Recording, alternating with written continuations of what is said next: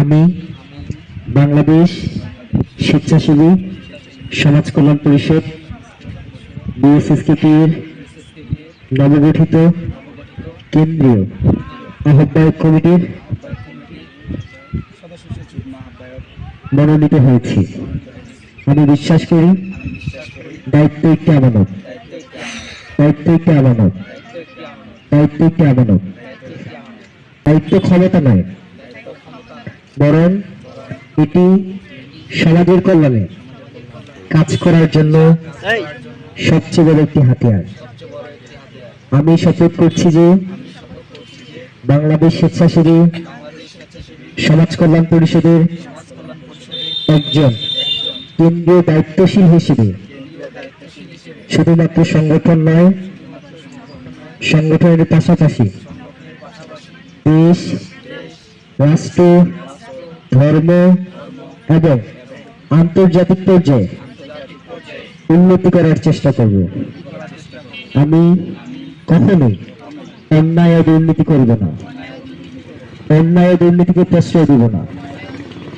মাদক, ইফটিজিং, জুয়া, ক্যাসিনো সহ সকল প্রকার অন্যায়মূলক কাজ থেকে দূরে থাকবো।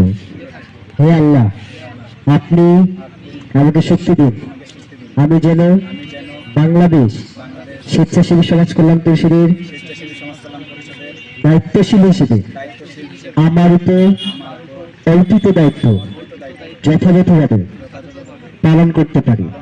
আমি সাক্ষী দিচ্ছি বাংলাদেশ স্বেচ্ছাসেবী সমাজ কল্যাণ পরিষদ শুধু একটি সংগঠন নয়, বরং এটি আদর্শ মানুষ গড়ার কারখানা।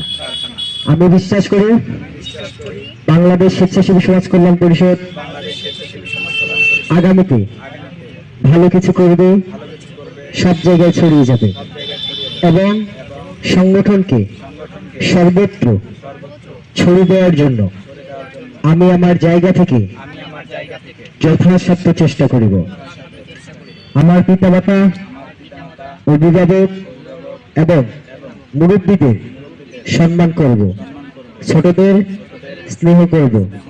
আমার মধ্যে যে সকল খারাপ গুণাবলী আছে সেগুলোকে বর্জন করে ভালো গুণাবলী অর্জন করব।